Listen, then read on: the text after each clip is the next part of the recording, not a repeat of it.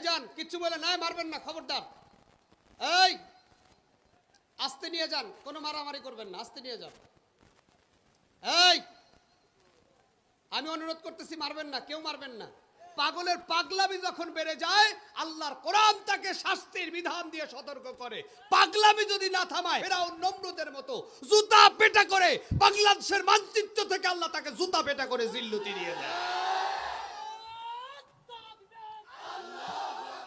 গণতন্ত্রের উপরে প্রতিষ্ঠিত বাংলাদেশ, এই বাংলাদেশের সার্বভৌমত্বকে যদি পরিবর্তন করা হয়, আল্লাহর কোরআনতন্ত্র ছাড়া আর একটা পাত বাংলাদেশের জন্য খোলা নাই। সারা বাংলাদেশের টেকনাফ থেকে তেতুলিয়া, রূপসা থেকে পাতুরিয়া সকলে স্বপ্ন দেখছে আগামীর বাংলাদেশ আল কোরআনের বাংলাদেশ, আগামীর বাংলাদেশ দাড়িওয়ালা টুপিওয়ালাদের বাংলাদেশ।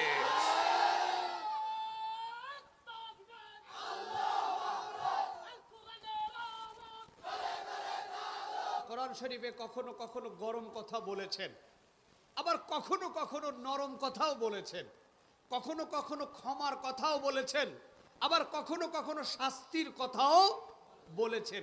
আল্লাহ তাআলা কোরআনে যেমন জান্নাতের কথা বলেছেন, ওই কোরআনে আল্লাহ তাআলা জাহান্নামের কথাও বলেছেন। আল কোরআনের মধ্যে আল্লাহ তাআলা যেমন তিনটি বিষয়কে উপস্থাপিত করেছেন। নিয়ে যান, নিয়ে যান।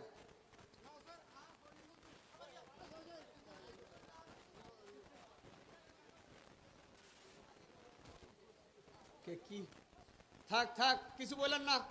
এই এই এই ভাইজান কিচ্ছু বলে নাই, মারবেন না, খবরদার। এই আস্তে নিয়ে যান, কোনো মারামারি করবেন না, আস্তে নিয়ে যান। এই আমি অনুরোধ করতেছি, মারবেন না, কেউ মারবেন না। আমরা এদিকে মনোযোগী হই। আল্লাহ কবুল করুক, বলেন আমিন। আরো জোরে বলেন আমিন। এদেশে কেউ পাগল সাজে আর কেউ পাগল হয়, কথা মনে হয় বুঝেন নাই। কেউ পাগল সাজে আর কেউ পাগল হয়। আমাদের দেশে ইদানিং কিছু রাজনৈতিক পাগলা তৈরি হয়েছে। রাজনৈতিক পাগল ছিলেন তো, তারা রাজনীতিতে ক্ষমতায় যাওয়ার জন্য, মসনদ পাওয়ার জন্য মাঝে মধ্যে পাগলামি করে, উল্টা সিধা কথাবার্তা বলে, কোরআন বিরোধী কথাবার্তা বলে, ইসলাম বিরোধী কথাবার্তা বলে। এই পাগলদেরকে ঠিক করবার জন্যই আল্লাহ কোরআন দিয়েছেন, কথা ঠিক কিনা বলেন? পাগলের পাগলামি যেখানে, কোরআন আছে সেখানে। পাগলের পাগলামি আছে যেখানে, আল্লাহর আইন আছে সেখানে। পাগলের পাগলামি যখন বেড়ে যায়, আল্লাহর কোরআন তাকে শাস্তির বিধান দিয়ে সতর্ক করে। পাগলামি যদি না থামায়, ফেরাউন নমরুদের মতো জুতা পেটা করে বাংলাদেশের মানচিত্র থেকে আল্লাহ তাকে জুতা পেটা করে জিল্লুতি দিয়ে দেয়।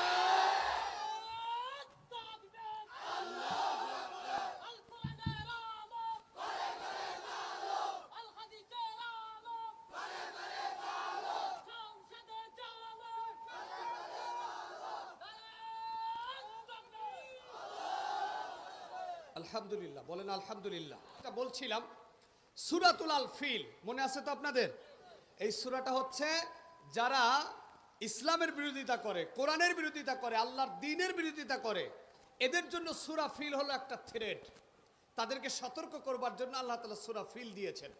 দেখুন, পবিত্র কালামুল্লাহ 114টা সূরা। এই 114টা সূরা যারা মানবে তারাই মুমিনিন, যারা মানবে না তারা মুমিনিন হতে পারবে না। আল্লাহ তাআলা কোরআন শরীফে মানুষকে তিনটি ভাগে বিভক্ত করেছে। কয়টি ভাগে? একজন হলো মুমিনিন, আরেক দল হলো মুনাফিক, আরেক দল হলো কাফের। আমরা কোন দলে থাকবো বলেন না? কোন দলে? মুমিনিনদের দলে। মুসলমানের দলে থাকা যাবে না, থাকতে হবে মুমিনিনদের দলে। কেন? কারণ মুসলমান আছে, দাড়ি আছে, টুপি আছে, নামাজ পড়ে, রোজা রাখে, হজ করে। মুসলমান নামাজ পড়ে কোরআনের ভাষায়, মুসলমান রোজা রাখে কোরআনের ভাষায়, মুসলমান যাকাত দেয় কোরআনের ভাষায়, মুসলমান হজ করে কোরআনের ভাষায়।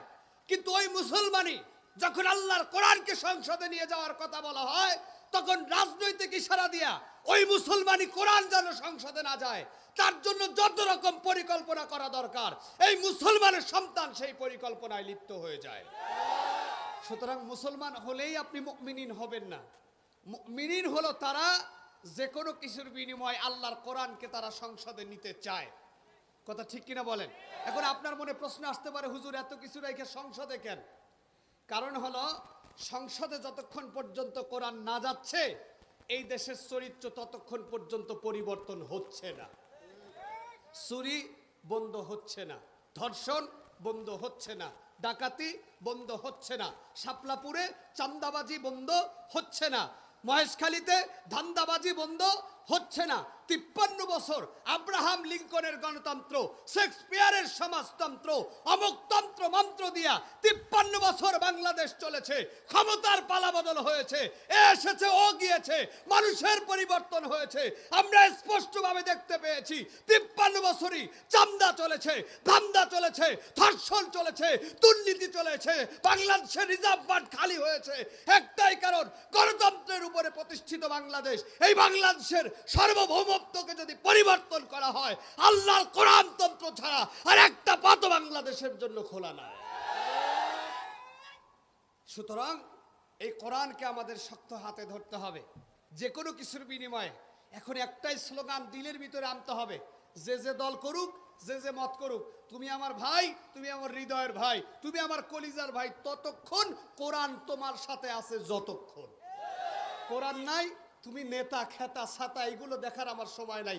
অনেক দেখেছি, অনেকবার তোমাদের কমিটমেন্ট শুনেছি, বারবার হুজুরদেরকে ব্যবহার করে, ইসলামওয়ালাদেরকে ব্যবহার করে বারবার বলা হয়েছে, শোনো, আমরা যদি দায়িত্ব পাই কোরআন হাদিসের বিরুদ্ধে কিন্তু আইন পাশ করব না। এটা বলে তারাই আবার কোরআন হাদিসের বিরুদ্ধে বেশি আইন পাশ করেছে। সুতরাং আমাদের এক স্পষ্ট বার্তা, আমাদের স্পষ্ট কথা, আমরা আলেমরা এখন কথা বলতে বাধ্য হচ্ছি। এই জন্য আপনারা যারা শাপলাপুরবাসী আছেন, শুধু একটা মেসেজ দিয়ে আমি আলোচনার মূল কেন্দ্রে চলে যাব। সুযোগ আল্লাহ তাআলা সবাইকে বারবার দেয় না, দেয় নাকি? কথা বলে না, দেয় নাকি? 53 বছর এই দেশে যে কোরআন কায়েম হতে পারে এই চিন্তা মানুষের ভিতরে ঢুকেই নাই। কিন্তু এবার ছোট ছোট শিশু, কিশোর বাচ্চা, তরুণ যুবকেরা, দাড়িপাকা মুরব্বীরা সারা বাংলাদেশের টেকনাফ থেকে তেতুলিয়া, রূপসা থেকে পাতুরিয়া সকলে স্বপ্ন দেখছে আগামীর বাংলাদেশ আল কোরআনের বাংলাদেশ, আগামীর বাংলাদেশ দাড়িওয়ালা টুপিওয়ালাদের বাংলাদেশ।